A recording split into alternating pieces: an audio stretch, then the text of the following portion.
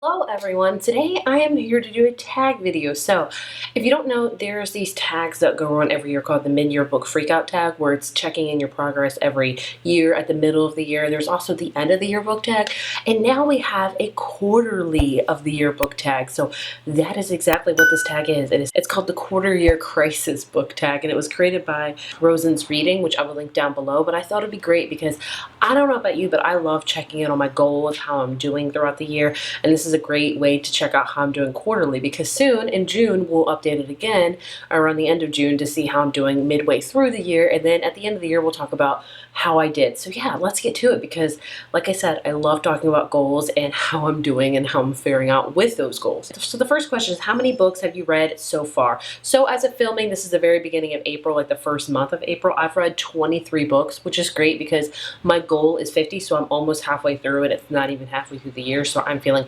really confident about that. I'm very happy because, as you know, I have 2 kids now, so I thought reading was gonna really be a struggle, which it kind of is, but I'm making it a priority. Sorry if you hear recycling guys outside. My windows are open because it's a nice day and I'm trying to get the breeze in to get the sickness out of my house. So I'm very, very much happy with my goal. I'm really liking it. Like, I feel very accomplished already.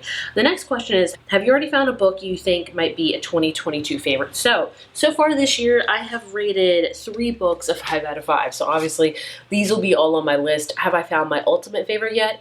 I don't ever know. I don't really dissect that until the end of the year, really, but these so far will for sure be on the list, and this is going to go in particular reading order. In My Dreams I Hold a Knife by Ashley Winstead. This is an adult thriller that I'm obsessed with and I love. Like, for sure will be on my list. Then we have The House in the Cerulean Sea by T.J. Klune. This is an adult kind of fantasy, light fantasy, if you will, all about magical youth. Oh, amazing, 5 out of 5, will definitely be on my list. And my most recent one I just actually read this month is Book Lovers by Emily Henry. This will be like the 3rd time Emily Henry makes an appearance on my favorites of the year, so no surprise there. Next up, we have any 1-star or least favorite books of the year.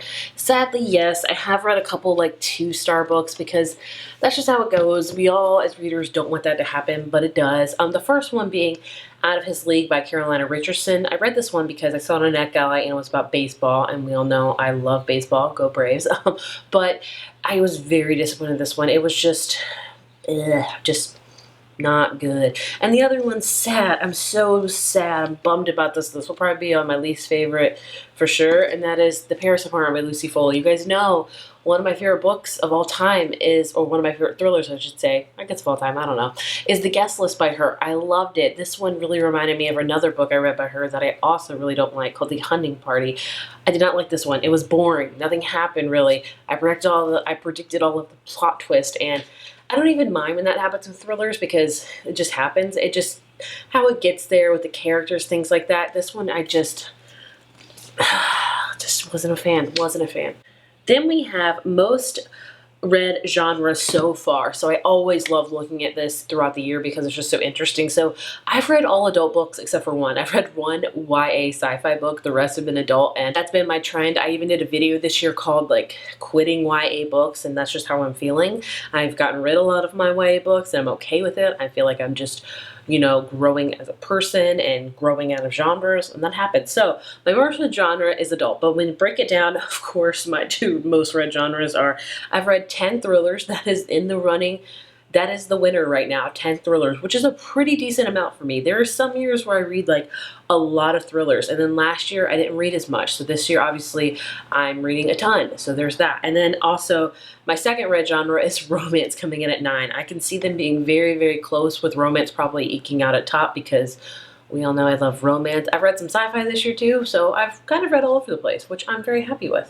Any book that surprised you? Oh, I forgot to grab it. The Roughest Draft by Emily Wibberley and Osman Sigma Broca. I read this because I had an e-arc of it, then I got a physical arc, and I really enjoy their YA books, but like I said, I'm kind of growing out of that. But I wasn't very overly excited about it because the reviews have not been the best at all. So I was like, I'm probably not gonna like it. And I ended up really enjoying it. It very surprised me with how much I liked it. And it's definitely not a book for everybody because it's a book full of miscommunication. Like, the characters do not communicate worth anything. This book, but I still really enjoyed it, so it definitely surprised me. A book that's come out in 2022 already that you want to read but haven't yet. Oh my gosh, do we have the time. One YA book I do want to read, because because I'm like mostly reading adult books doesn't mean I still don't love YA. In Every Generation by Kendall Blake. This is a new YA book featuring Buffy the Vampire Slayer, which we all know is my favorite show of all time, one of my favorite shows, so I want to read that. And then we have 3 Book of the Month books that have come out this year that I really want to read. Black Cake by Charmaine Wilkerson. I'm on hold with my library right now for it. Whenever it comes in, I will get a hold of it, because you guys know I'm reading e-books right now, so physically it's just not happening. Maybe in a few months. Another one, both of these came out last month, I think. For Book of the Month, Dating Dr. Dill by Nisha Sharma. This is like a fake dating romance. I've heard amazing things about it. And then we have a true crime book that I really want to check out. It's called Tell Me Everything by Erica Krause, the story of a private investigation. And I think that's all the ones that have come out already that I haven't gotten around to. I'm pretty good with keeping up with new releases. At least I hope so. One goal you made that you're succeeding at. My main goal this year was the 22 books of 2022. I really wanted to focus on backlist books this year, meaning any books that have not come out this year. And I really didn't pick too many that came out in 2021. I really wanted to find some ones that were earlier than that. And I have to say, I'm doing really well with it. I thought that I was going to fail, but I'm doing pretty decent with it. As far as the 22 books on that list, I've read 8 of them already, so that's really good.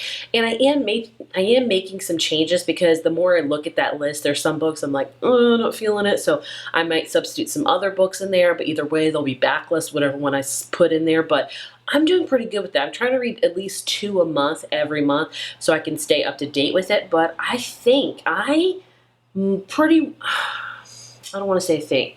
just going to say I'm going to accomplish this goal this year. I'm going to do it, because I want to really focus on 2020 on backlist books. And I have to say, I've been really enjoying the ones I've been reading. So I'm very pleasantly surprised by this goal and how I'm doing with it. And then we have one goal you need to focus on.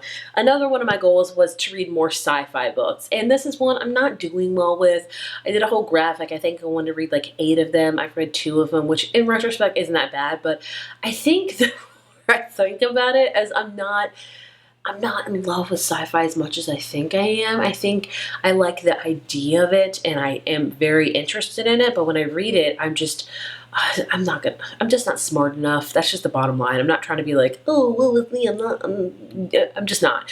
I'm not a very sciencey person. I've never been. In fact, in school, my worst subjects ever were in math and science, and I could probably still attest to that to this day. I'm just not good at it, and I have no desire with it. So I'm interested in sci-fi, and I do want to read a few, but that's one that I'm really struggling with, and that I don't know if I'll read all the sci-fi books that I want to read this year, and I'm okay with it. There's a couple that for sure I'll read. Like I want to read Mickey 7.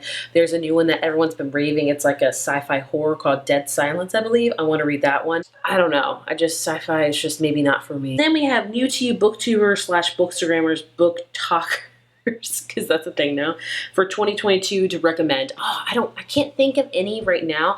How about this? I'll leave a list down below of any Instagrammers or booktubers that I really enjoy that I don't think get enough love or I don't hear enough about. So I'll leave them down below so you can check out their channel and things like that. You know, why not? We need to share the love. So yeah, that was the what is it called? The quarter year crisis book tag. I had a really great time with this. It really helps you keep in check with how you're doing throughout the year, how you're progressing. And yeah, I hope you guys enjoyed watching this, and I'll see you in a few months to do the mid-year book freakout tag where we'll talk even more about goals. Bye.